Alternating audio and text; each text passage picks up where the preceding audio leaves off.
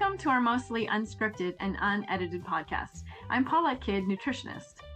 And I'm her sister-in-law and bestie, Sarah Kid. We love discussing all things related to health, including mindset, self-care, and nutrition. Join us as we share coffee, laughs, recipes, and random thoughts tossed in for good measure. You'll leave each conversation feeling motivated and with actionable strategies that you can use right away to improve your health and help you stop feeling fat, foggy, and fatigued.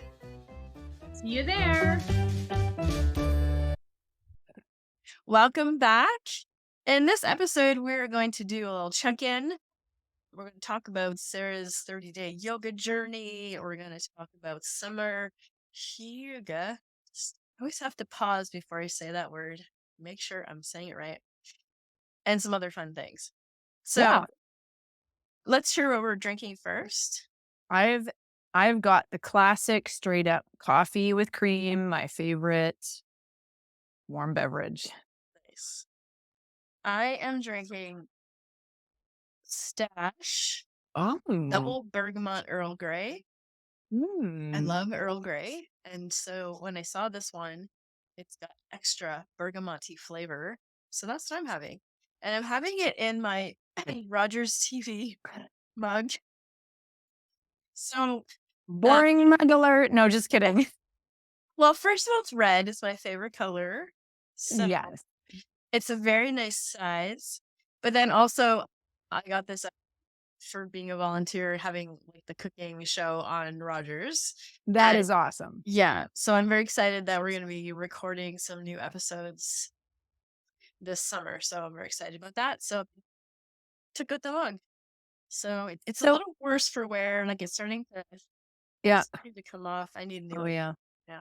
See, I thought it was a boring mug, and I couldn't have been more wrong because not only is it your favorite color, but it has a lot of special meaning attached to it and future meaning attached to it as well.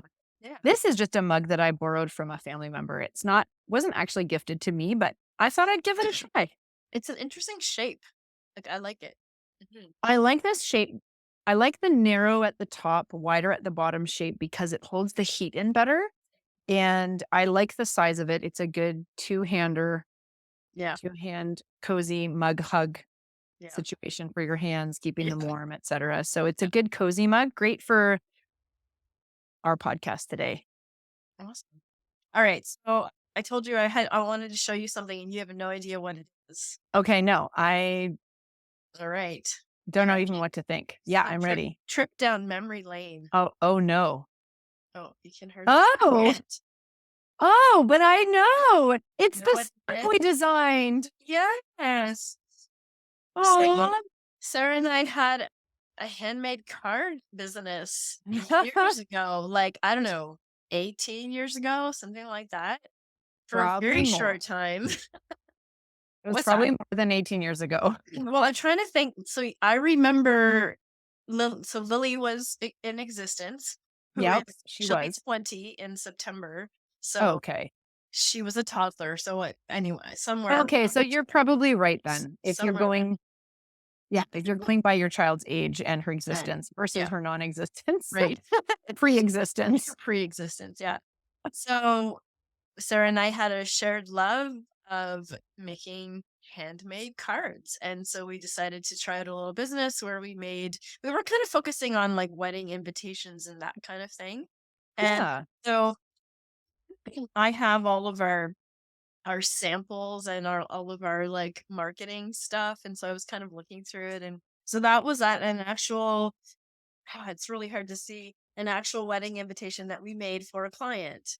And Sarah came up with this design. So it's a heart, but it made out of swirls. And there was we were living in KW at the time, and we found a business that would make a stamp for us. So Sarah just gave them the design and they created the rubber stamp. And so we hand stamped all of these. And there's ribbon. You can't really see, but there's ribbon in here. Do you remember shopping for that ribbon? We went to so many different stores trying to find the right color.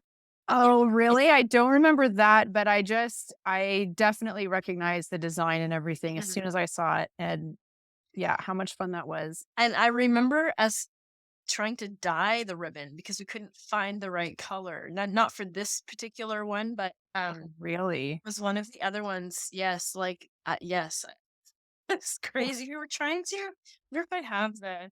Yes, it was this like terracotta one. This was like we made up a few Oh. designs for another client, Wow, I love that one. and we couldn't find the ribbon in the color that we wanted, and so we dyed it. I can't remember what we used, but I anyways, wonder if we used tea. I wouldn't be surprised. yes. I don't think David's tea was in existence, so it was some other thing. That was another like Oh, wow. other. Wow, we were good at that. We had so much fun. We would like go all these stationery stores and specialty paper stores. And remember, So we fun. wanted to use this paper, which has like flowers on it. If you can tell, but we were worried about copyright, so we created our own. Do you remember? Wow. We created our own and mimicked that design. Wow. Yeah, I remember worrying about copyright for sure. Yeah. But I didn't think we went so far as to dye ribbon and to create our own printed paper. Wow, we were amazing. You And did, still like, are. We like crinkled up the paper and we Oh, used yeah. some kind of, I don't know, some kind of art tool to like get the color on there. And I think we even like hairsprayed it to make sure that the color stayed on it. I know, And crazy, right? And I'd like to point out that this was before the days of Pinterest Oh, and right. YouTube tutorials. Am I right? Like Great. maybe they existed, but they weren't a household a thing big that thing. everybody uses. So we were figuring this stuff out. Who knows how? So Who were we maybe using another- telegraph machines or what? Like to communicate? Like I don't even know. And there's like all kinds of, I won't go through them all, but we have this little binder and it had some of our designs. Oh my Just goodness. because we had so much fun making them. And so we would just like make stuff and then show them to people or whatever. Like a portfolio. Yeah. And this one, I don't know if you can see, you can't really see. It's a bride and we like outlined it. We pin pricked the paper and made it. Wow, we're Remember this one with the beads that forget. He loves me not. Oh my goodness. Yeah. Oh wow. Okay. You have to stop showing me now. Okay. And now we have to get together and like Make sit and go through this all together and then make cards. Yeah. Yeah. And remember all the wonderful things we did. Yeah. That sounds like a really fun. And our business card too. There's like one in here. We Mhm. called our business Fresh Cut Ideas. And I think we had like scissors on the front, like an actual 3-dimensional, but it's fallen off. So it's not there anymore. Anyway, Wow. wanted to share that with you. Happy memories. That's wonderful. And the other thing I remember is you coming over and us, we would spend the afternoon together. You would have 1 cup of coffee and you would let it go cold and you'd put it in the microwave and heat it up and forget it there. And it was happen all day long. I don't know if you ever actually drank the coffee. Do you remember that? I find that both surprising and not surprising. Surprising that I would not finish a coffee because I love know, coffee, right? but not surprising because you were I'm very you were so involved and engrossed in the card thing you would forget. Yes. Yeah. And I have been known to open the microwave and find coffee from days and days ago in there. It doesn't happen to me as much anymore, but because, we have so many great thermal coffee to go cups available to us now, right? Like my coffee stays hotter longer in one of those, but Yeah. Speaking of taking a trip down memory lane and going on journeys, why don't we check in on some stuff? Okay. What do you want to start with? Well, let's talk about your 3-day yoga journey and how it impacted you. Yeah, I'm really excited to talk about that. It has actually done a lot for me in many ways, especially where the mindset piece is concerned. So maybe just recap the journey was. So sure. Yeah, because a while ago. yeah, and maybe the people listening, maybe you guys haven't seen that or listened to that episode yet. So I decided, well, in order to improve my overall strength and flexibility to support my back and knees, I have chronic sort of back issues, low back issues, and I do struggle with my knees a little bit. But in order to support that and to make it better, I wanted to get back into exercising regularly and build a routine. And that was not working well because I would start exercising because I hadn't done it for a while. It would throw my back out. That would make me lose the momentum and become almost a bit fearful. And so, and then I had this idea that just to do something like some yoga stretches is not enough. It's not enough of a change to make a difference. So that actually became a barrier to my doing anything because I felt like a little bit wasn't enough. So it wasn't worth even doing. And then too much wasn't possible. So that's where I was. We talked about this on our Small Steps to Success episode. And I committed to doing a 30-day yoga journey, which was just 30 days of a yoga practice every day, guided, free on the internet, like nothing to lose in terms of investment, right? I just had to invest a bit of time in myself. And through those 30 days, I learned to be more present. I learned to be more aware of myself in relation to my surroundings, my own body, my own thoughts. I became more patient. I became more calm. I built trust with myself because I showed up every day. I built a habit that I really enjoyed. I looked forward to it. I was taking care of myself. I mean, I could go on and on and on. And in addition to that, I noticed a very significant improvement in my flexibility and my strength just in 30 days, just doing around 25 minutes a day. And I'm telling you, like, I don't think I broke a sweat even one time during those 30 days. Not that I never do, but it's not intense yoga. It's not intense exercising that causes that kind of physical response, right? Like, yes, at the beginning, my muscles would shake a bit. Anyway, finished that journey, was really proud of myself. And on the very last day, well, towards the end, I found myself able to do a pose that I had never been able to do before. Nothing ground shaking or anything like that, but that felt like an accomplishment to me. And then at the very last episode in the journey, it was kind of like she doesn't guide you. She just turns off the microphone and she does a series of poses and things that have happened throughout the journey. And that was really an awesome, empowering experience for me. And that led to me continuing to keep it up. So I don't necessarily do it every day, but I do it. I don't let more than a few days go before I miss it and want to do it. So I feel like I've built that into my habits and my routine. And then I started to do my old workouts again that I enjoyed doing so much and that were a bit more, would tend to cause problems with my back because I was out of shape. I was able to do them without my back being affected. I also noticed that my breathing was better. So I had more endurance during the exercises, even though I hadn't done them for months and months.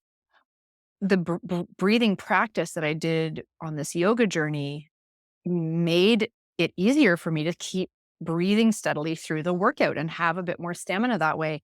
And then just this week, I tried an exercise routine from the pro section. So I kind of felt like pro was beyond what I was able to do. I thought, okay, this is for people who are really strong. They're really fit. They've all, they're really committed to their physical strength and well-being. And so I went for it and I decided to go for it. It was 20 minutes, a little bit higher intensity than I was used to. And there was quite a bit of planking involved. And I was able to do it. Wow. I was surprised myself. I was surprised that I was doing it and that I wasn't falling down or like just, Having and quit. wanting to quit. Like I was like, what? I'm doing this. And it just really reinforced for me this thing that I thought wasn't going to be enough to make a difference.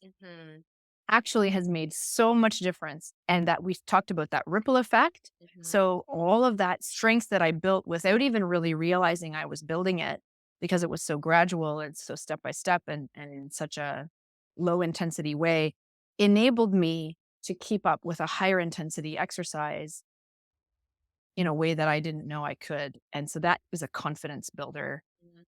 And it's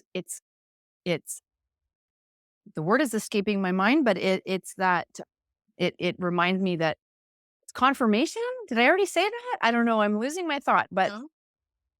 yeah, just confirmation that what I was doing was laying a foundation for me and that it Yeah. was beneficial. The things that I was telling myself were not exactly true. Yeah. It wasn't nothing to commit 25 minutes, to a yoga practice. It has done huge amounts for my confidence and also my physical ability. So I'm really excited about that journey that I'm on. And now it doesn't mean that I kept being able to do that pose that I was able to do at the end of those 30 days. There have been a couple of times where I haven't been able to get there again. But I'm telling myself that is part of the process. We don't just go there immediately, get there Yeah. and stay there. That's not what it's like. It is, a series of ups and downs and forwards and backs that move in an upward trend. Mhm. That's what you want. You Yeah. want an upward trend, but we're not expecting perfect Not a straight line. consistency Yeah. all the time, not a straight line. So, yeah, anyway, that was really exciting and encouraging for me. Awesome. The end. The end. It's the end of my story. All right.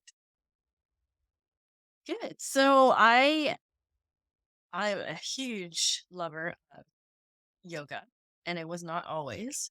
And I used to feel the same thing, that it's just like, it's great. It's a great add-on. You gotta do the cardio, you gotta do the weight training, right? Right. But I'm obviously that's not the case in all the time. Like, you're able to build strength and endurance by doing this 30-day challenge. So I love that.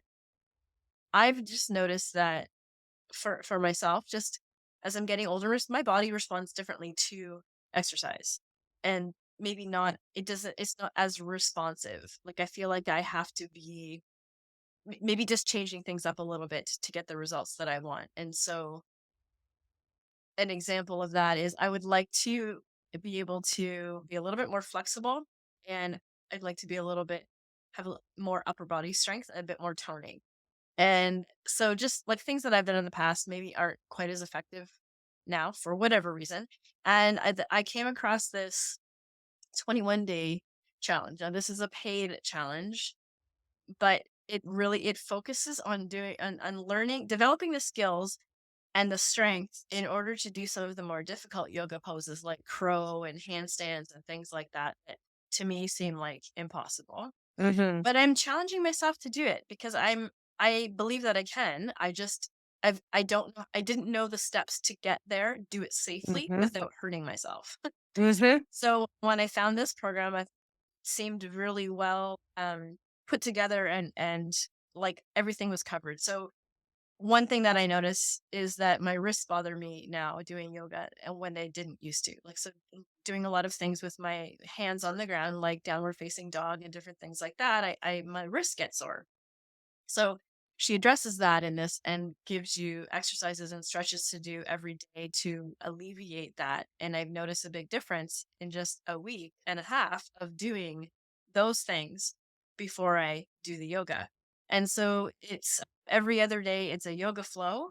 And the alternate days are strength training, but it focuses on core, because you need that Mhm. core strength in order to do those more challenging poses. Mhm. And then it works on upper body strength so that you can do those things. So I've just noticed muscles that are sore that I don't know that I've ever used before.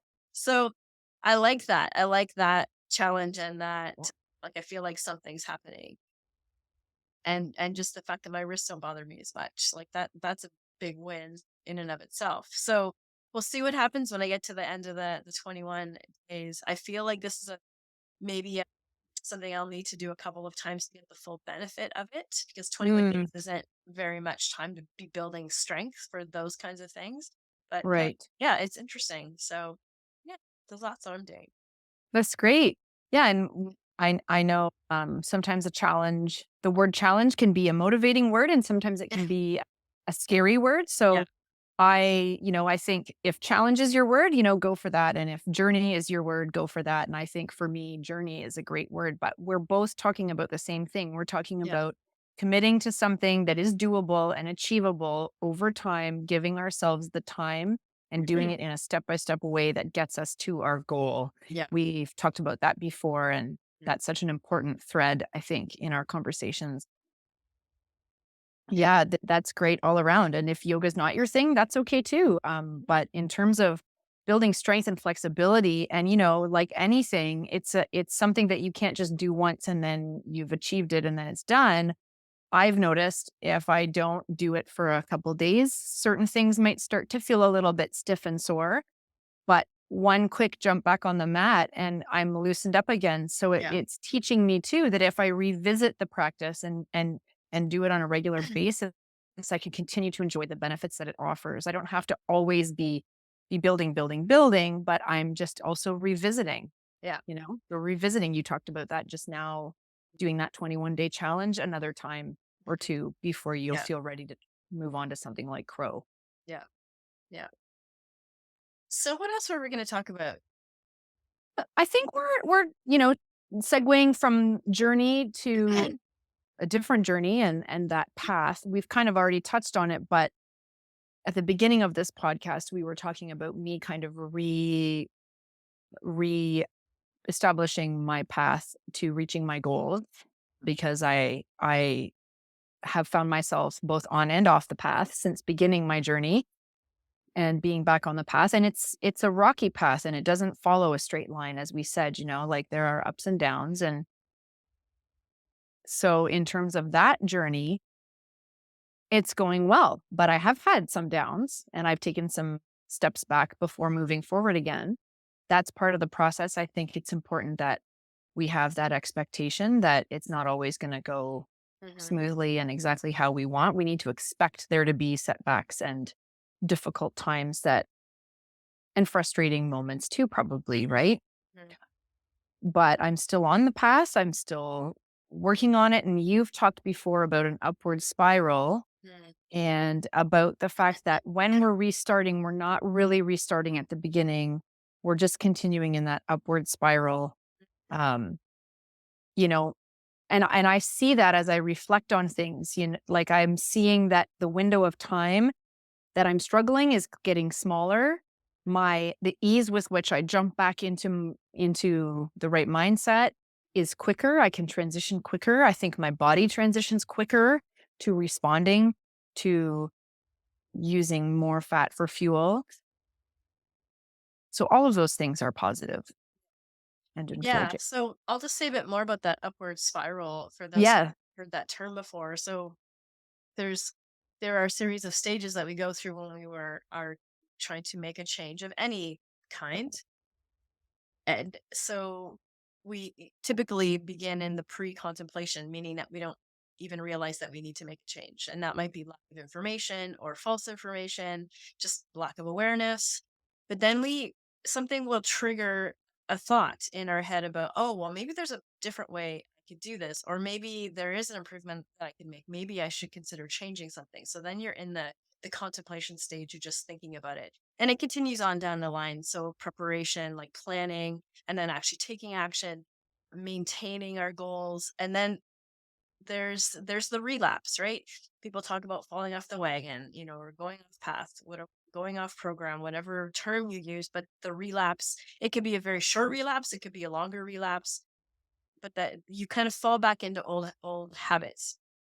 And that's just a survival thing. Our brain likes to keep us in the safe and comfortable, even though sometimes it's not the best place for us to be, but it's just a totally natural thing. But it's this stage of change. If you think of it as like a circle, right?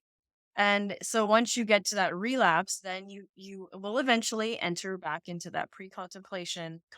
So you're going through the whole thing again. And every time you go through that cycle, you've learned something along the way, right? So when you Hmm. get back to that beginning stage again, you're not the same person that you were the first time. So Hmm. you've learned something. So that's what. So saying that means that you're not starting back at square one, even though you're in that first stage again. You're not really starting back at the very beginning. So that's really can be really empowering when you think about the fact that you've learned, like, so that it wasn't a waste of time going around that circle and then ending up back at stage one after the relapse. Like, that was an important part of the process. So if you think about it as moving upward, even though you're going around that circle again, you're in that upward spiral, you're always moving forward and making progress, just sometimes slower, sometimes faster. And Mm, each time you go through that cycle, you're that much closer to getting to the point where you won't relapse again if you just keep on going. That is the key, is you have to keep going. You have to keep trying again, trying again, trying again. But keeping in mind that you're not back at the beginning, you're not back at square one, can feel like can help you to keep going, knowing that yeah. you're still moving forward, you're still moving up, and you'll get there. So the problem is that people tend to quit, then they feel like failures, and they feel like, well, what's the point? Right? How many times have you said that to yourself? Like, I've certainly done it. I'm sure many of our listeners have. You're not a failure. It really is all part of that learning process. So Hmm. Yeah. And it's much more empowering and much more action oriented to think about that upward spiral, because when you get in and when you get into that relapse stage, you realize this is just a part of the process. I'm not at the beginning. I'm just at this stage in the cycle again. And I love the idea that there are going to be times when we can accelerate through one of the cycles, because we've developed so many tools and strategies to help us to either avoid it or to accelerate out of it. I can't help but think of Super Mario Kart and hitting you get hit, a boost. yeah, hitting the boost, and then you just Yeah. go super fast and like Yeah. accelerate right through the hard part, like the big Yeah. big jump. And I So think expecting that that's what's going to happen, expecting that you're going to relapse. And it's not a big deal. It doesn't have to be a big deal, right? And and expecting that you'll just move forward and that sometimes it'll be easier and it's going to happen. So, yeah, and I think that's not pessimistic thinking. I think it's realistic thinking, and you're setting yourself up to be pleasantly surprised if it doesn't happen, as yeah, opposed to devastated if it does. right. Yes. So that's really good. Yeah. And so then lastly, we were going to talk a little bit more about Huga. So we've talked about this in previous episodes, and just this idea, this something that both Sarah and I have been trying to incorporate in our lives on a regular basis, and it's this Danish concept of a comfort. And we've been looking at it as incorporating some of these comfort measures that don't involve food, even though the original idea does include food, like Hmm. Danish like sweets and things like that is part of the hygge. But we're looking at it as ways to like fill ourselves up, comfort ourselves, help us feel fulfilled without having to look for comfort in food. So we're trying to Hmm. avoid the emotional eating, the stress eating, and that kind of thing. And, Yeah, and often it's like associated with like cozy winter, like being by fireplace, right? So we want to, Christmas. yeah, so we want to talk a little bit about like moving into warmer seasons and what hygge looks like. So you have some ideas? Yeah, exactly. And I just wanted to point out too, like when we're talking about using other forms to generate a feeling of comfort and care, we don't mean never using food as part of Right. that, but not misusing food as part of that. So not the mindless snacking piece or the going to snacking for comfort when you're not actually hungry or it's not actually a time when it would be an appropriate time to eat kind of thing. So late at night when you're by yourself watching a movie or something. I mean, Right. there are times to enjoy a Absolutely. snack with a movie, right? We're not saying don't do that, of course. If it's interfering with your health goals, that should be a light bulb moment. Like, okay, I'm doing this too much. Let's look at alternatives. Right. Yeah, and if it's not meeting a legitimate nutritional need as well, too, Yeah. right? So it's really looking at what's the truth of the matter here in this Yeah. moment. So yeah, I've thought a lot about how can I carry this hygge idea into the summer, because in the summer we might not want hot drinks. We might not want cozy blankets. We Yes. might not want to hibernate in our beds because it's light out till 9:30 at night and then light out at 5:30 in the morning. Mhm. Um, we might not want candles burning because we're not trying to warm up the atmosphere, we're trying to Right. cool it down. So how can we carry that idea into the summer? Well, I just think about and feel free to chime in, but campfires in the evening, whether you're camping or whether you're just in your backyard with a little fire pit, that can be really hygge. Maybe instead of a hot drink, you've got an iced drink, and maybe it's your favorite cup with iced sparkling water with some flavoring, or it's an iced tea, or anyway, insert your favorite Yeah. ice cold beverage. I also think a lot about, because we talk about atmosphere and lighting. So I think about patio lights, and now you see Right. those really kind of big bulb patio lights Mhm. everywhere. So I think about restaurant patios, or creating a little space like that for yourself in your own home. And if it can be outside, even better. Spending more time in nature. It's the time of year when we want to be outside. So take advantage of the nice weather to hear birds singing and hear water running and be among the trees and smell wonderful things, go to the beach. Hygge at the beach, Uh, and trade in your blanket for a beach towel. And yeah, so those are some of the things on my mind in terms of that. I also love summer, because summer is when I want to have more smoothies and more salads. I don't want to cook as much. I don't want to be in front of a hot stove. yeah. I want fresh, cold, crispy things, and that lends itself to increasing vegetable intake. Yeah. So when I think of hygge in the warmer weather, I think of like childhood summers where there Mm. was just more leisure time. I love the hot weather. I don't mind being outside in the heat, to a certain extent. But I do like to be outside in the shade, but in the hot in the heat. And Mhm. kind of curling up in a corner and reading a book. Like, to me, the summer lends a little bit more freedom of time. And so just even being able to do that for like 5 or 10 minutes a day, like making time to do that, whether it's at home or whether if you're out working, you typically get a lunch break where you could leave the building for a little bit, get outside, find like a park bench or something like that, or a tree that you can sit underneath and just take a few minutes to read. Like that, to me, that it feels luxurious, but in a very Mhm. reasonable way. So that would be, to me, that feels very hygge. And the other one that I was thinking about, this is not for everybody, but I do love early morning in the summer. There's something about being up just as the sun is rising. Of course, that's so ridiculously early, but like hearing the birds and that first touch of warm summer sun, like there's just nothing like it. So Mm. whether I make a point to get up a little bit early once a week or something, sit on the deck and have my coffee and just kind of feel the warmth of the sun as it's just coming up. I love doing that, or going out for a walk really early in the morning and hearing the birds. Like, there's nothing like birds first thing in the morning. Like, Yep. if you're trying to sleep, it's kind of annoying, but if you're actually awake, it's nice. So, Yep.